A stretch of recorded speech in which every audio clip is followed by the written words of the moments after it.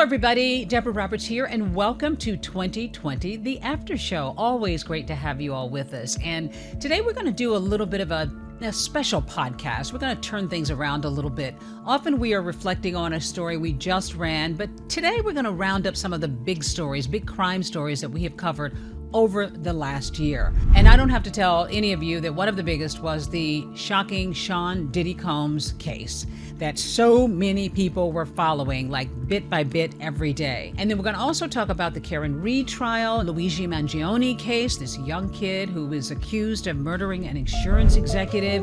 So much to talk about, and so much also not only just inside the courtroom, but kind of behind the scenes. And that's what we'd like to do on this podcast. So joining us to pull back the curtain a little bit on some of these cases is our ABC News chief investigative reporter, Aaron Katersky, who has been on the front lines of all of these stories. And Aaron, you're taking a break from court today or wherever you're dispatched to join. But you and I always pass each other in the hallways. And I'm always thinking, Aaron, I need to ask you, I need to find out the scoop on this story, because from DOJ, the Justice Department in our country, and the Trump administration, to Diddy, to Karen Reed, to all these cases, you cover so many of them. And I want to talk first about just you, because I think you and I met, and you've been here at ABC News for a long time. You kind of cut your teeth, I guess, in radio, because that's when I met you. You were, I think we were covering the Royals, and you were there doing radio, and we never really had a chance to chat that much. So tell us a little bit about your background. It's so nice. Hi. Hi. I started in radio, but court is my favorite place to be. Yeah. I guess the Royals is all right too. You can't argue with the Royals just for something different. Yeah, the scenery is good. Yeah.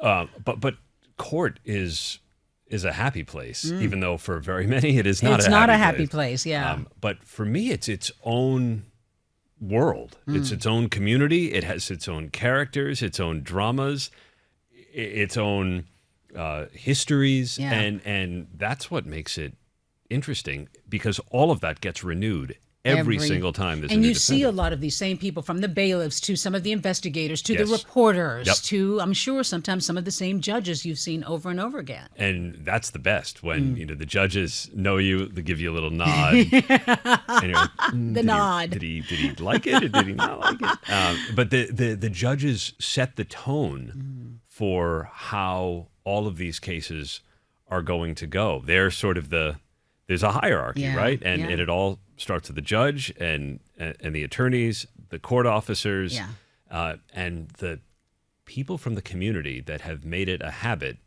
to sit in on these trials. And some of the same ones sat in on the Trump trial, sat in on the Sean Combs trial, will undoubtedly sit in on the Luigi Mangione trial. You mean just average people who just like to come to court and see what's happening? A lot of them are retirees. The group of women I met covering the Zohar Tsarnaev trial, which was a death penalty case after the Boston Marathon bombing. They were there every single day. Wow. And you'd talk to them to get their impressions of what they saw. And they became characters in the story just because they wanted to see justice unfold. Yeah, almost like courtroom groupies. I think that might be your book or your series, your TV series. Those are my people. Those are your people. Well, Aaron, I'm curious because there's so many intricacies of the law, and you have to peel back all the layers, and you do such a great job of breaking it down, helping us understand not only legally what is happening, what might happen, or why that didn't happen. And you're not a lawyer. I married one. Well, that's helpful. Yes, sometimes. I can imagine. But we see you in all of these locations, whether it is, as I said, government cases to the Diddy case and so many others. And it obviously is very intriguing to you. So you say these are kind of your people. Let's go to the Diddy trial, which just happened. And so many people were glued. I was just really surprised at how deeply people were invested in it. If people could only see some of the emails we get back and forth. And I'm on that chain when you're sending us emails about what just happened and what we can kind of expect. It's really, really interesting. Talk to me first before we get to Diddy about being even in that courtroom, because when he was arrested, that was one thing. But just for you being in that courtroom and seeing things unfold and seeing these defendants, as you got a chance to see Diddy for a long time. There's never been another defendant, criminal defendant, like Sean Combs. And this is a storied courthouse, the Southern District of New York, that has seen mobsters, President Trump has been a defendant in a civil case with E. Jean Carroll, Sam Bankman-Fried, Senator Bob Menendez. I mean, all sorts of characters, and those are just the recent ones. Martha Stewart was the first one I covered in that courthouse. Interesting. But Sean Combs is larger than life. Yeah. And he walks in, I'll never forget the first time, looking, to be honest, a little bloated, a little shell-shocked. White hair? The first time, it was still being colored, I think. Oh, okay, got it. But over time, there he is looking, like a suburban dad or something, in his little sweater and the graying and then almost all gray, white hair. Over time. Because this was a guy who was always put together. If you ever saw, and I used to see Sean Diddy Combs out and about at different events, and he was always polished and dressed immaculately. He was a fashion plate. I mean, and had his own line. Had his own line, had an entourage with impeccably dressed women who turned out to be some of the people testifying at the trial. And to sort of see him just as the criminal defendant, and then what he was accused of, that I think slapped the celebrity out of it and made you think this is potentially a very serious criminal. Yeah, well, I want to get to that in a second because that is what became a little bit, I guess, complicated at the end, what he was accused of and also what we heard about him. But just talk to me a little bit about when you were assigned this story, because we heard, and there have been rumblings that Sean Diddy Combs might be arrested. And then, of course, that video came out, that horrific video of him assaulting Cassie Ventura, and everybody was horrified by this. What was that like for you, knowing that you were going to be covering that trial even before it started? The anticipation started ahead of the arrest, and we sort of got word that it might happen now, it might happen this day, it might happen that day, and it caught everybody by surprise because federal agents with Homeland Security investigations ended up taking him formally into custody at a hotel in Midtown, and they did it ahead of when we were all expecting it. The scariest part was remembering who he was, because he'd been a little bit he was never far from the public eye, but I mean... He wasn't in the spotlight as much recently. Not as much recently, but he was certainly an iconic character. Oh my gosh, those white parties that he would give in the Hamptons, and everybody came to those parties. Everybody wanted to go. Big names, not just celebrities, but CEOs and all kinds of folks came to his parties. He brought hip-hop into the mainstream, and now he's accused of trafficking women. And the other part that was, I think, the biggest challenge to cover was to keep focused on the narrow issues at hand in the trial versus what everybody thought. Was seeing. They were like, when is Justin Bieber going to come testify? And when is... And you're like, what? That had nothing to do with the charges that he was facing. So he was charged with trafficking and racketeering and a number of charges that sort of almost were, like, as you said, narrower than what we saw. So talk about what we saw, because we didn't see it. You saw it. We only could see sketches. But you saw some of his associates, his assistant who testified. Of course, Cassie Ventura was the star witness, this woman who had been his girlfriend, a kind of a protege, a singer, but who talked about horrible abuse from him. What was that like, Aaron, emotionally watching these folks? Because they were very emotional from what you reported. They were incredibly emotional, and that was difficult. But just to start with Cassie Ventura, who is a strikingly beautiful woman, and she is pregnant. 8 months or 9 months pregnant, yes. Ready to go pregnant, and comes to the witness stand and then gives this emotional outpouring of testimony and describes what went on. Horrific. Most of it I couldn't say on TV, but I wrote a lot about it, and there's no pearl clutching anywhere because it was very graphic. And to hear her explain rather methodically, but graphically and through tears, what it was that she said she was put through against her will, despite what the defense said. Incredible? As far as you could feel, you felt credibility there? Because who comes on a witness stand and gives all that gives kind all of that and graphic says, detail? I'm making this up. What about the overarching message that we had gotten over the years, which is that people were fearful. This was a man who had that kind of street cred. And you got the impression that even though you had heard rumblings over the years that Sean Combs might at some point be brought up on charges, people were afraid, right, to testify. Yeah. And then suddenly now they're all turning and they're all testifying. What was his body language like? A guy who probably did strike fear into a lot of people. Now he's on trial and they are actually throwing all this evidence out against him. I saw two different people because on one hand, you could see that the power dynamic would shift. Somebody was testifying from the witness stand against Combs, the defendant, who maybe had been a boss or a mentor or some other kind of power figure in the relationship. But there were moments where you could see he still held sway, whether they made eye contact, whether there was just a dark look. Yeah. And there were moments when you could feel Combs's eyes go dark, and there were moments where he was outwardly, too much for the judge, expressing incredulity at what some of the witnesses were saying. In fact, the judge actually chastised him at one point. He admonished him on a couple of occasions not to gesture or to make particular glances, especially toward the jury, where it seemed like he was trying to influence testimony. But then there were times where it seemed maybe like he was slightly cowed by what he was hearing, maybe from Cassie Ventura. And in the end, whether the jury bought it or not, they largely sided with him. Well, interestingly, I think a lot of people were shocked. And ultimately, as you said, the jury surprised people. Not guilty of racketeering and sex trafficking, but guilty of 2 counts of transportation to engage in prostitution. And ultimately, he was sentenced to 50 months in prison and has begun serving his sentence. People were surprised, but I think a lot of people felt that maybe he was overcharged, even though we know about the video and there was a lot that we had heard about when it came to those specific charges. It might have been tough for the jury. And then those 50 months, of course, we all heard about it. And I got a chance to cover just a little touch of this at the very end of it. And people seem to think, at least lawyers, and I'm sure you heard this, seem to think that the judge was trying to acknowledge that he had done some terrible things. So he gave the 50 months. But on the other hand, many people felt it wasn't enough. How shocked were you by it? I was surprised. Truthfully, I thought the prosecutors had done enough to convict on the sex trafficking of Cassie Ventura. Jane Doe is a bit more complicated.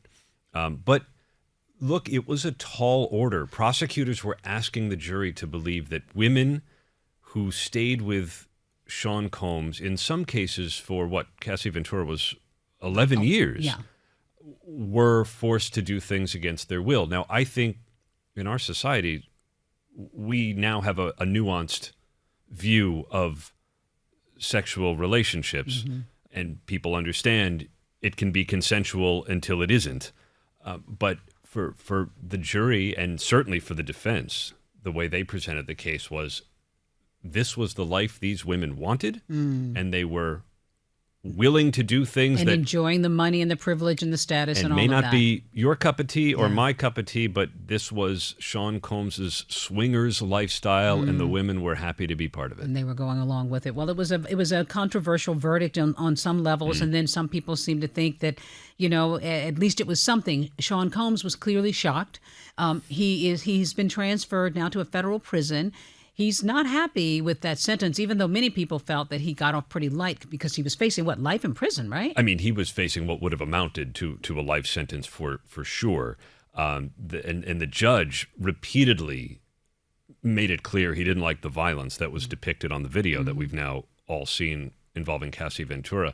And but he's still appealing because he believes that even the transportation for the purposes of prostitution was too much and misapplied. Because remember, his theory is, I wasn't profiting from the prostitution. I just wanted to watch.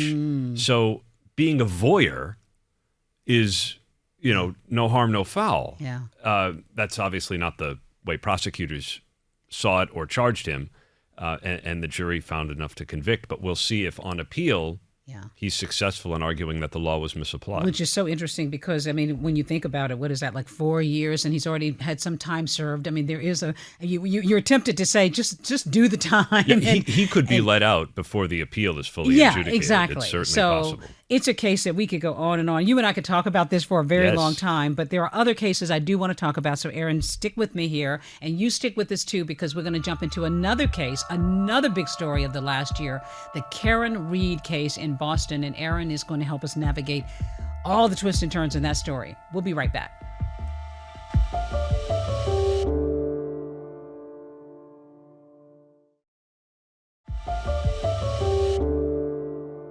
Hello, everybody. We are back with a special edition of 2020, The After Show, and we're talking with Aaron Katersky here, who is helping us break down a lot of these court cases that you have covered over the years with us, but specifically the last year or so. There have been some heavy hitters. It's been a doozy of a year. It's been a doozy. And I'm curious, too, you get a lot of last-minute notice. Something just happened, whether it's a verdict or whether there's just, something in the Comey case that just happened recently, and Letitia James, and the court's just ruled, and you are on at a moment's notice. Yeah. And you know that that's going to happen. That's a lot of pressure. Well, you don't want to get it wrong. Yeah. And so you try to follow the cases. So when something does happen, you have a little bit of reserve in your head. But the verdicts, I still get the heart palpitations. I can imagine. When there's a verdict, because that's the culmination of the whole show, right? Yeah. So, and you never know. Everyone always says, what do you think the jury's going to do? It's a fool's errand. Nobody knows. You have no idea you can't guess a jury. Yeah. We were talking about the case of Sean Combs, where I thought the prosecutors had done enough, at least on the trafficking of Cassie, that maybe they could get a guilty verdict there. Jury disagreed. Sometimes juries surprise you. Yeah. Sometimes, they are in line with what you think's going to happen. What you've seen. Well, the jury in the Karen Reed case, I think, surprised people in the very beginning, and then the second time, not so much. But this is a case that just captivated people. A woman who was accused, a very attractive, young, professional woman in Boston, accused of running down her police officer boyfriend after a party, and they had all been drinking, and she was accused because they were having a fight and probably breaking up, deliberately running him over with her car, leaving him in the snow to die. Why were so many people caught up with the Karen Reed? I remember when it broke, and it was fascinating, but people were it was like cult status for people. Well, I think there's a couple of points, because initially the way it was portrayed, this is like woman scorned, right? She is apoplectic at the state of the relationship, perhaps. They're drinking, whatever, and she is, forget it. I'm going to run him over, the way the prosecutors portrayed it, intentionally, and I'm going to let him die in the snow. Yeah. And drive off. And then I think people also get hooked for a different reason, because there were questions about how the police handled the evidence. Right. And the victim here is a cop. And did fellow cops try to sway the evidence a certain way? And then that plays on people's suspicions about authority. And remember, because this came at a time when there's been deep skepticism about the integrity of some police forces, and so you start to wonder there. And then here comes, in the end, the defense with an entirely different theory involving dog bites and all this, and it gave reason for people to be interested. And people love these cases when there's doubt. Yeah. I mean, you think back to the O.J. Simpson case and the glove, and if it doesn't fit, you must acquit. And so whenever there is reason to doubt, people love to doubt these cases. Well, the first case, as she went to trial, the first case was not, the jury didn't come to a conclusion. It was a hung jury or... Yeah. Hung jury. Then she's tried again the second time, and people again are just gathering around this trial. It took a long time. Talk to me about the second case, because again, she actually went out and talked a little bit about the story, about her case, and which was surprising. One of our reporters actually talked with her, and you kind of thought maybe there's enough doubt there. What were your feelings as you're seeing the second trial play out? Were you starting to feel that there was ample doubt here about whether she actually did this? And when was the last time you saw somebody accused of murdering someone go on television and talk freely and rather openly about it. Yeah. Usually their lawyers will not let that happen. That's right. But here, the lawyer, her lawyers had a whole different theory of what Karen Read was about, and she became, in their eyes, the victim of a messed up prosecution and a corrupt police system. And look at the injuries on the victim; they're more consistent with a dog attack than and then came the triangulation of the car and the automatic braking systems and all and it was convoluted enough. Yeah, and where the jury said, well, we don't buy it. There were a lot of armchair, investigators and sleuths out there who thought they knew what happened. And you're right, it was very convoluted. Now, what about that verdict? I think a lot of people were shocked when she walked out of that courtroom. They said people erupted in the streets when she was acquitted. She walked out of the courthouse and down the steps. This is just outside of Boston in Dedham, Massachusetts, and there is a crowd waiting and erupting in cheers, and that certainly validated her defense's argument and her, and there are still some civil cases that may or may not go anywhere. So far, not really. You're left with this one family, the family of John O'Keefe, that is still trying to find justice. Somehow. Because they want to know what happened to him. She was convicted of a smaller charge. Drunk driving, basically. Drunk driving. But that's not here or there. She is, in the eyes of the law anyway, acquitted of the murder. Wow. And so we still don't know. There's still not really, finality in this case about what happened to him. Well, there's no other suspect that police or prosecutors have necessarily put forth. And so for the O'Keefes, this may be a dead end ultimately, unless there is something else. Some new evidence. But prosecutors were pretty clear; they thought they knew what happened and presented it in the best way they could to the jury. To the jury, it's going to be one of those. It's like everybody loves the mystery of what happened, and I think this one will resonate for a while. What about her? What's next for her? Well, she's got a civil case or two to deal with, but that's largely it. Now, if you're her, do you go hide for a while? Or do you take those offers for movies and all of them, books? And I'm sure those are all coming her way. And that has to be maybe what's next. And a fuller story of her and who she is and how she got in the position that she did. Aaron, that one is one that, again, people will still be talking about this one for a while, even though she is acquitted. Well, we've got another one we want to talk about, so we can just talk all day, but we won't. Just give us a second. We're going to come back, and we're going to talk about the murder of United Healthcare CEO Brian Thompson. Aaron had a revealing report on this, in this case involving Luigi Mangione, the young adult who was charged in that murder. So stay with us. We're going to talk about that one in just a few.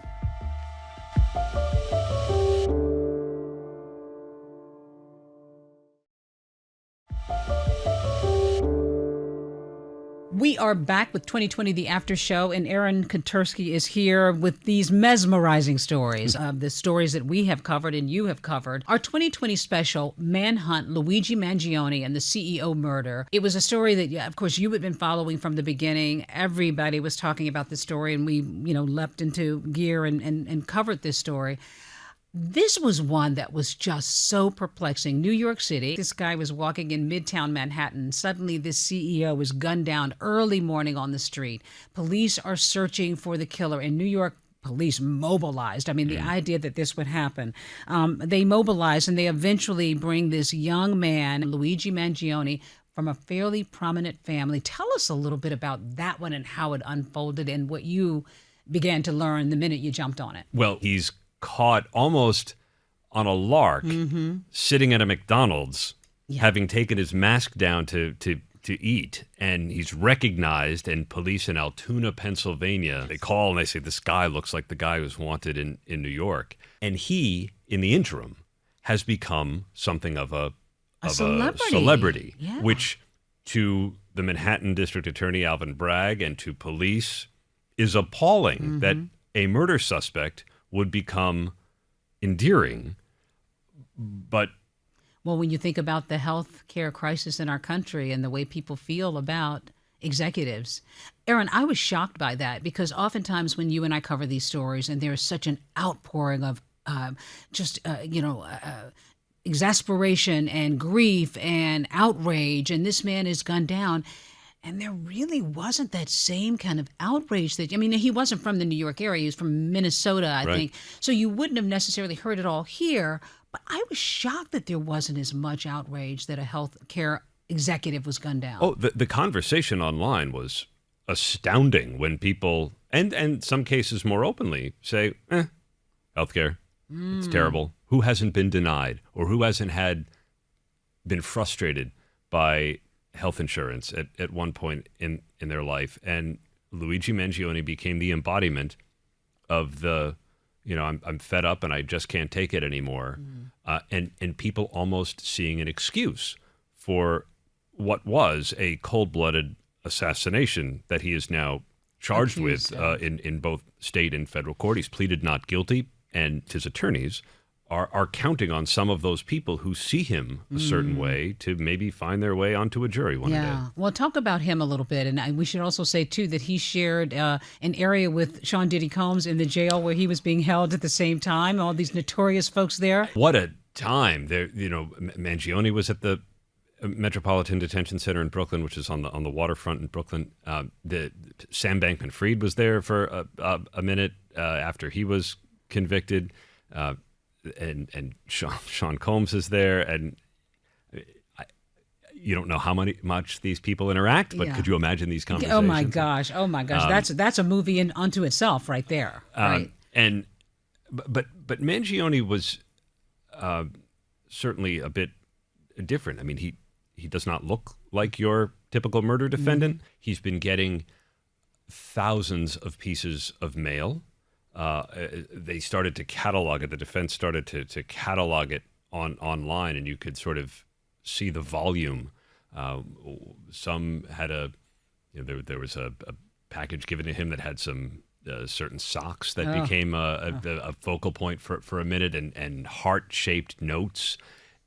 But he is facing charges in federal court that could get him the death penalty, and in state court that could get him 25 to life, and so there's this real imbalance between how he is portrayed by some of his admirers and the very, calculated killer that prosecutors say he is. What's next for him? I think a trial could happen in late 2026. Whether it's going to be in state court first or in federal court first is up in the air. But the very way he was arrested and subsequently how we came to know about what he might have been thinking is all now being challenged by the defense. They say that police in Altoona, Pennsylvania, did not arrest him properly, that the search and seizure of his backpack that contained writings, that contained the murder weapon, as prosecutors have said, was all improper, and so they're trying to suppress all of that evidence. And it's the writings that gave us a clue, right? The target is healthcare. It checks every box, Mangione was said to have written. And that gave prosecutors what they believed to be motivation, that he was trying to send a message by gunning down Brian Thompson. Now, the defense says none of that evidence is admissible, and they're going to try and leave it all out. Some of that thrown out, and let's be honest, Aaron, that's the key. If you get a very clever and skilled and expensive defense team, which he apparently has, you get people who can make these arguments. And overlap, because one of the defense attorneys who I think was successful in getting Sean Diddy Combs off on the most serious charges, Mark Agnifilo, is on the defense team for Mangione. It's going the cast of characters, that is for sure. We know them well. You will know what's happening. Aaron, we could go on, and there's so much to dissect on this case. By the way, Mangione is from a prominent family. In Maryland. Yeah. Politics in his family. One of his relatives is a state legislator in Maryland. Well-to-do parents, went to an elite private school, and traveled around different parts of Asia prior to this. And one of the things that prosecutors have been trying to do is figure out what led him down the path he's alleged to have gone on. Because everybody seemed to think that this is a young kid who has a bright future, who may even wind up in politics or some big leadership role in the world. And here he is now accused giving of a valedictory speech at his, at his graduation. This is not someone by any accounts who's dim or who has anything but everything going for him. Yeah, and that's what makes it more interesting for us to cover. Well, you are going to be on it. We know it. Aaron, it's always a pleasure to catch up with you. This was great. I'm so happy to be here. I hope you enjoyed it, because I certainly did. So we'll have to have you back, because there's more to talk about with this case, especially as it unfolds. I'm in. Aaron Katersky, great to have you. And thank you to the listeners out there. We appreciate your being here with us. And remember, you can catch the latest 2020 episodes Friday nights on ABC, and you can stream episodes anytime on Disney Plus and Hulu. Thanks for coming by. See you soon.